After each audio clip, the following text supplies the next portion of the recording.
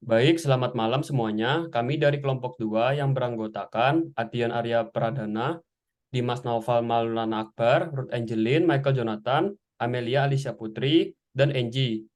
Pada kesempatan ini, kami akan mempresentasikan mengenai perusahaan Java dan beberapa kasus yang terjadi dengan perusahaan Java, serta kami akan menghubungkan kasus dari perusahaan Java tersebut terhadap kode etik bisnis. Baik, sebelum kita masuk kepada kasus yang menimpa perusahaan Java, saya akan menjelaskan terlebih dahulu mengenai profil company dari perusahaan Java. Nama dari perusahaan Java sendiri adalah PT Java Confit Indonesia Terbuka dengan kode JPFA pada bursa saham. Java merupakan sebuah perusahaan poultry processing company yang didirikan pada 1971 di Indonesia. Pada awal berdiri, Java memproduksi pelet pakan sebelum memasuki industri animal breeding dan menjual produk jadi hingga pada tahun 1989. Java melakukan IPO di Bursa Efek Indonesia dan ekspansi ke produk jadi hasil peternakan pada tahun 2000. Hingga saat ini, PT Java Confit Indonesia Terbuka adalah salah satu perusahaan agri-food terbesar dan terkemuka di tanah air. Java adalah penghasil protein hewani berkualitas dan terpercaya yang sudah melayani kebutuhan serta menjadi kebanggaan Indonesia sejak tahun 1975. Oke, selanjutnya adalah kita akan menganalisa dan mempelajari dua kasus yang pernah terjadi pada bisnis PT Java Confit Indonesia Terbuka ini. Kita memiliki dua kasus di sini. Pertama adalah kasus non-CSR, yaitu tentang pemalsuan sertifikat tanah yang pernah menimpa Java. Kedua adalah kasus CSR berupa bantuan Java kepada korban COVID-19 yang ada di kota Sidoarjo, Jawa Timur. Next. Oke, kasus pertama adalah kasus pemalsuan sertifikat tanah yang dialami oleh Java.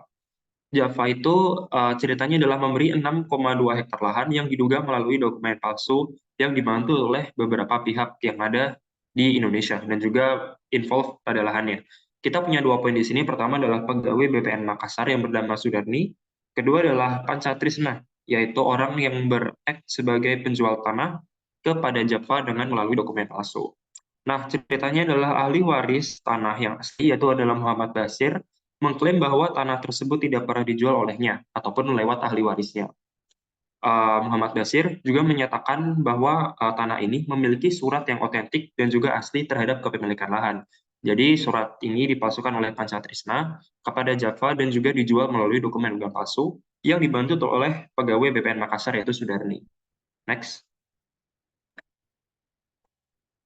Oke, selanjutnya saya akan menjelaskan bagaimana pemalsuan sertifikat Java menurut on-shareholder theory. Kita tahu bahwa teori shareholder adalah dalam beretika bisnis mengarah kepada pandangan bahwa pemegang saham adalah orang yang paling penting dalam suatu perusahaan, selain dari para shareholder. Pandangan ini menyatakan bahwa tujuan utama perusahaan adalah untuk membuat perusahaan meningkat dan memberikan keuntungan yang semakin besar. Teori shareholder ini dalam etika bisnis juga berpendapat mengenai perusahaan harus mempertimbangkan kepentingan para pemegang saham serta memprioritaskan sebagai platform utama dalam mengambil keputusan. Dalam kasus yang dilakukan oleh Java, merupakan sebuah pelanggaran dalam kode etika terhadap para shareholder, karena hal itu merupakan sebagai perusahaan Java seharusnya melakukan bisnis dengan beretika dalam pembelian apapun termasuk tanah. Pembelian tanah yang bermasalah akan menambah beban keuangan Java apabila diminta ganti rugi dalam hal ini yang dirugikan adalah shareholder. Next. Pemalsuan sertifikat Java on Ethics and Principal Rights, teori etika bisnis dan teori merupakan salah satu hal penting yang menjadi landasan suatu bisnis agar tetap mempertahankan keberlangsungannya kinerja. Teori ini lebih berfokus kepada bagaimana suatu perusahaan bisa memperlakukan manusia sebagaimana layak pelaku moral yang disediakan. Teori ini juga berguna untuk menciptakan suasana lingkungan kerja yang profesional, saling menghargai dan menghormati, serta berempati serta simpati. Di sini ada 3 poin. Yang pertama ada individual rights. Di sini Java tidak menghargai hak Muhammad Basir sebagai ahli waris karena melakukan pemalsuan dokumennya. Dari segi ethical conduct and integrity, ini sebenarnya adalah kata yang tepat bagi Panjaitan Trisna dan Sudarni. Yang ketiga ada fairness and justice. Unfair apabila Unfair apabila Java mengambil hak tanah atas nama Muhammad Basir melalui dokumen palsunya. Next. Selanjutnya ada pemalsuan sertifikat Java on utilitarianism.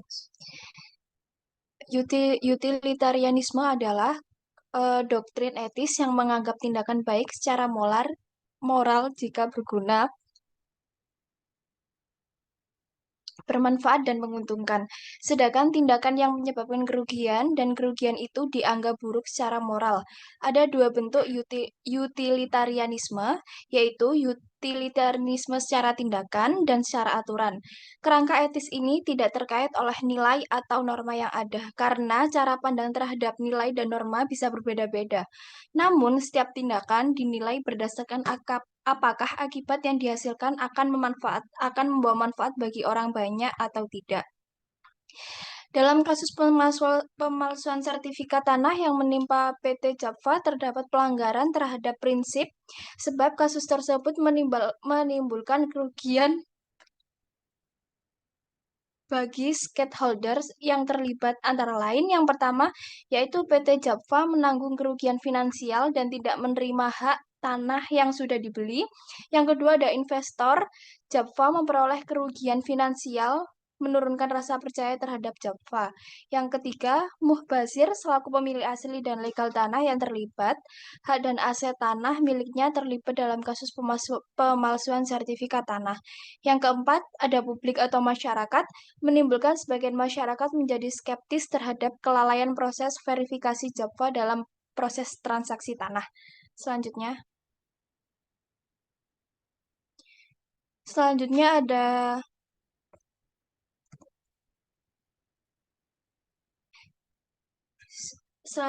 ada CCR Java kepada nakes COVID-19. Pada masa pandemi COVID-19, PT Java melaksanakan program tanggung jawab sosial perusahaan dengan memberikan pasokan makanan hewani kepada tenaga kesehatan atau nakes selama pandemi. Perusahaan bekerja sama dengan pemerintah Kabupaten Sidoarjo dalam mengatasi penyebaran COVID-19 dan aksi tersebut berhasil berjalan dengan baik serta akan membawa dampak positif bagi masyarakat, kesehatan, dan Java itu sendiri. Selanjutnya. Oke, jadi seperti yang kita tahu, dalam case ini PT Java melakukan aksi CSR dengan membagikan pasokan makanan hewani kepada nakes di Sidoarjo untuk mengatasi penyebaran COVID-19. Nah, kasus tersebut bisa kita evaluate lagi menggunakan 3 teori, ada shareholder theory, virtue ethics theory, dan utilitarianisme. Jadi seperti yang tertera di slide, untuk teori pertama ada shareholder theory, di mana teori ini percaya bahwa baiknya sebuah perusahaan mengutamakan kepentingan pemegang saham.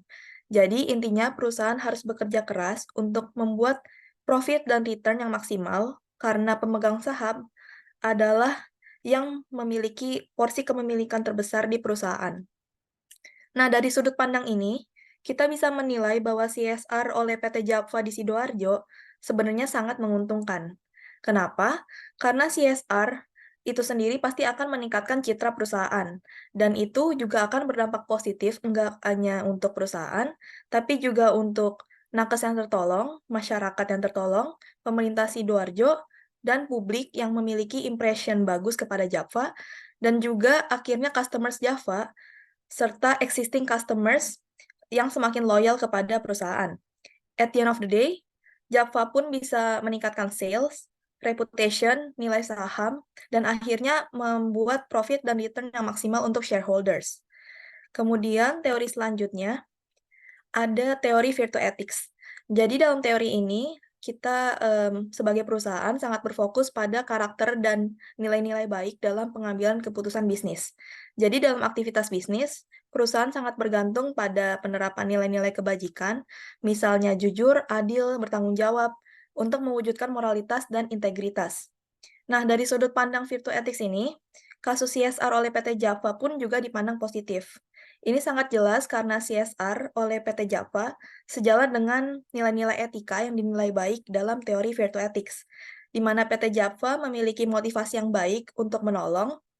Kemudian PT Java juga mampu memanfaatkan koneksi, nama perusahaan, serta resources yang perusahaan punya untuk menerapkan tanggung jawab dan integritas dalam menolong masyarakat serta nakes yang membutuhkan.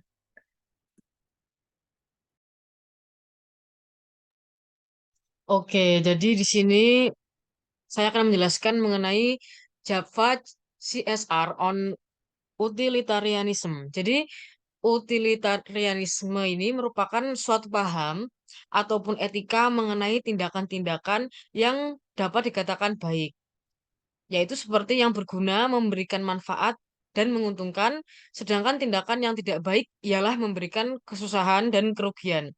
Etika ini tidak terpaku pada nilai atau norma yang ada karena pandangan nilai dan norma sangat mungkin memiliki keragaman.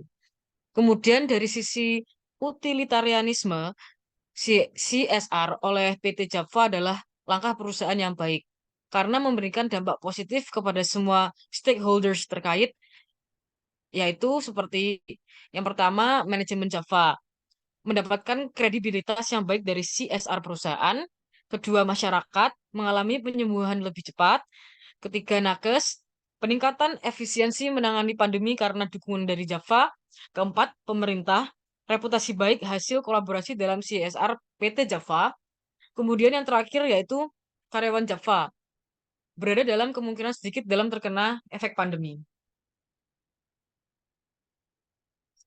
Sekian dari kelompok kami, terima kasih.